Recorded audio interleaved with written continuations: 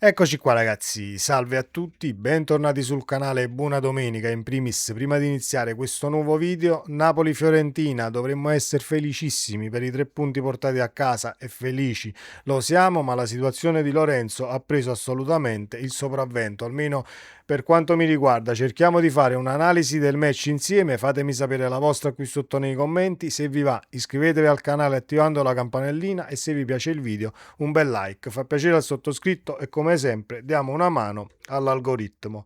Partiamo da questa situazione di Lorenzo perché ovviamente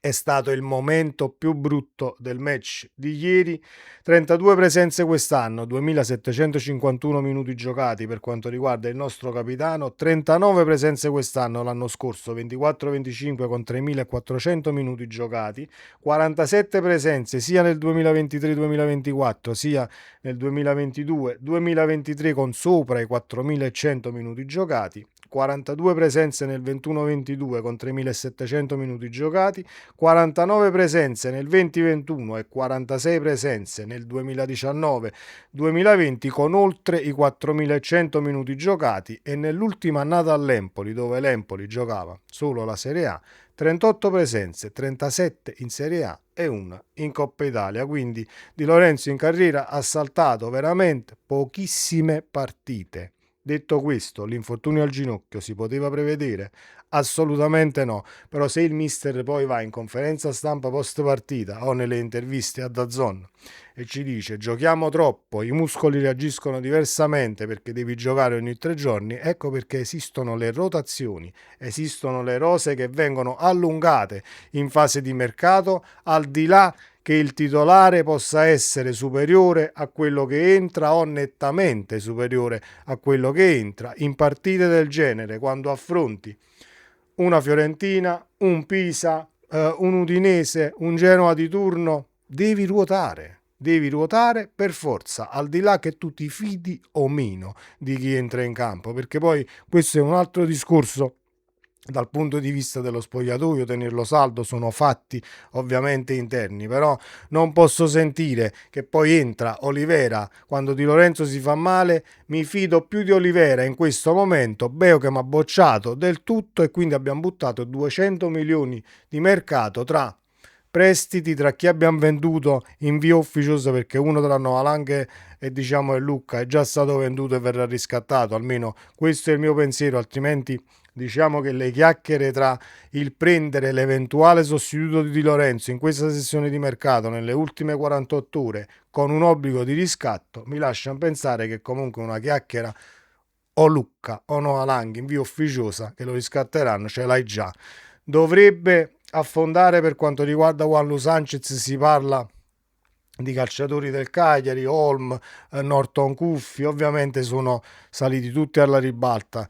gli esterni, i terzini e quant'altro. Vedremo poi il mercato cosa ci dirà, lo tratteremo in un altro contenuto perché ci soffermiamo al match in questo video. Un primo tempo dove il Napoli comunque è riuscito a far rendere la Fiorentina un tantino pericolosa dal punto di vista offensivo, perché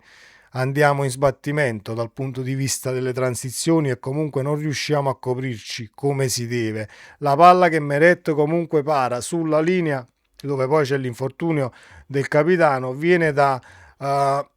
una linea di centrocampo che non va a compattarsi con quella di difesa, dando campo alla Viola. Arriva questa palla in aria dove poi, per quanto mi riguarda, non possiamo far saltare un calciatore sulla linea di porta, no, tantomeno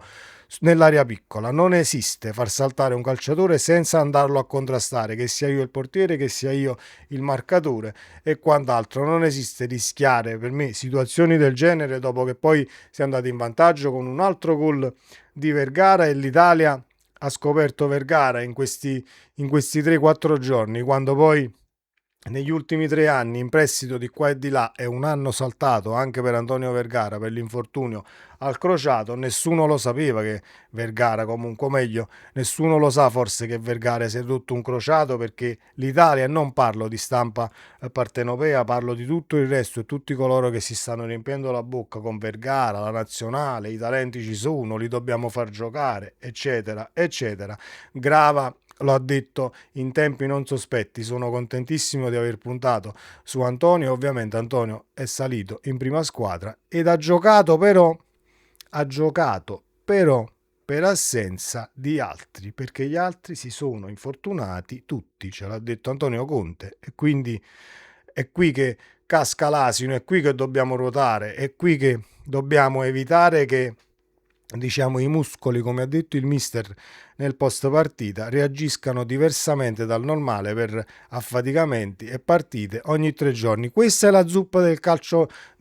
moderno. L'avete voluto portare così, diciamo, all'estremo, perché dal punto di vista economico non si regge in piedi e cercate di vendere partite dovunque. Io ho letto che si mette un Napoli-Fiorentina alle 18 addirittura, perché si vende una partita negli Stati Uniti e da New York è una partita ora di pranzo, quindi seguita, ecco perché non ci metti, che so, Cagliari-Lecce, Pisa-Verona, eccetera, eccetera, eccetera, ma fai in modo che comunque metti una partita che venga seguita anche dall'altra parte del mondo. Benissimo, ma le cose le dovete fare come si deve, non con i piedi. Sapete benissimo che il Napoli ha giocato mercoledì, le altre tre di Champions giocano oggi e quindi per vendere una partita all'estero e recuperare poi quattro spicci, tra virgolette, perché l'Italia si prostituisce per qualche milione in più, così come andare a giocare la Supercoppa in Arabia Saudita, dovete farle meglio le cose, al di là degli impegni ogni 3 giorni che devono essere gestiti da società, allenatore e ovviamente scelte che fanno ruotare una rosa. Il primo tempo è andato comunque bene dal punto di vista della copertura degli spazi, al di là dell'aver concesso alla Fiorentina forse un'occasione e mezza. Il Napoli passa in vantaggio con Vergara, un altro grandissimo gol, e andiamo comunque a riposo con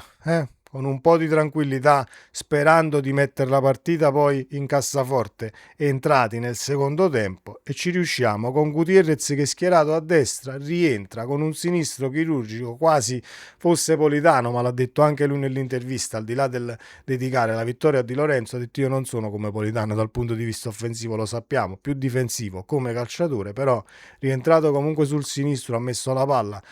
sul palo lungo e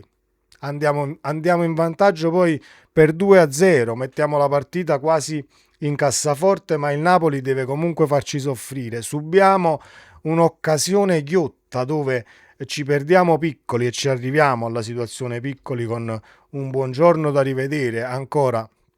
in un'altra partita. Ci perdiamo piccoli in area, eravamo dopo l'80esimo addirittura, o forse a ridosso del 90esimo. L'ultima azione vede Moise Kean involarsi verso la porta al 94esimo, ma il Napoli non ne ha più a un certo punto della partita per rincorrere gli avversari e cercare di tenere bada alle scorribande di una squadra che comunque poteva portare un punto a casa, e quindi ti ritrovi un avversario che fa di tutto negli ultimi minuti di una partita per cercare di pareggiarla e metterti in difficoltà. Ecco perché dobbiamo recuperare le forze, e la settimana tipo inizia dopo questa partita con la Fiorentina. Sono totalmente scosso dalla situazione di Lorenzo e riesco a malapena a fare il punto della situazione per quanto riguarda ciò che è stato il campo. Sono d'accordo con il mister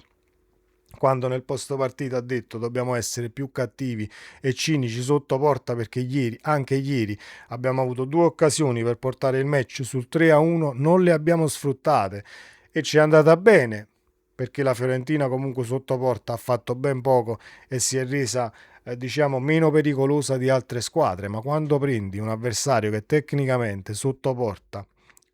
sa il fatto suo, la partita finisce 2-2 e te ne vai a casa con tanto di naso. Spero che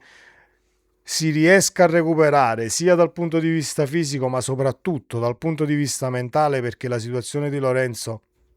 e non avere il capitano fino a fine stagione deve comunque essere metabolizzata da tutta la squadra, anche se rientra e sta rientrando pian piano con 5-6 minuti a partita un uomo spogliatoio che pesa tantissimo, e non parliamo di peso ovviamente in chili, ma peso specifico per quanto riguarda l'essere umano nello spogliatoio. Lukaku ovviamente, che entra a fine partita e possiamo dire qualcosina anche lì e chiudiamo proprio per, diciamo, non farci mancare niente. Giovane ha giocato tutta la metà del campionato col Verona, comunque partendo dall'inizio, giocando comunque tanti minuti. Non è che non ha 10 minuti nelle gambe, perché aspettare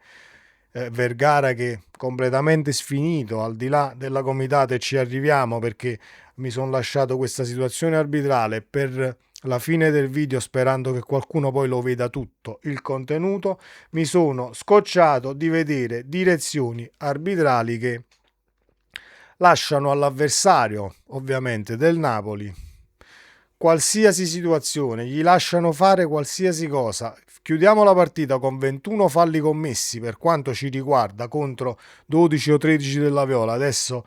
non mi sovviene il numero giusto, comunque 12 o 13 falli per la Fiorentina, 21 falli fatti dal Napoli, 10 falli non c'erano di questi 21. Ve lo posso assicurare che 10 falli non c'erano. Poi te ne vieni, ho visto tutto. Ho visto io, non c'è niente, quando Vergara alla fine si è rotto il naso con una comitata che dovevi e potevi andare a rivedere anche al VAR, facendo ovviamente incazzare Conte, Oreali e tutta la panchina del Napoli. E poi ce ne veniamo qui il giorno dopo o nel post partita con un Conte al limite espulso, con un Oreali che ha beccato un'ammonizione, con Stellini che al limite entra in mezzo al campo e viene diciamo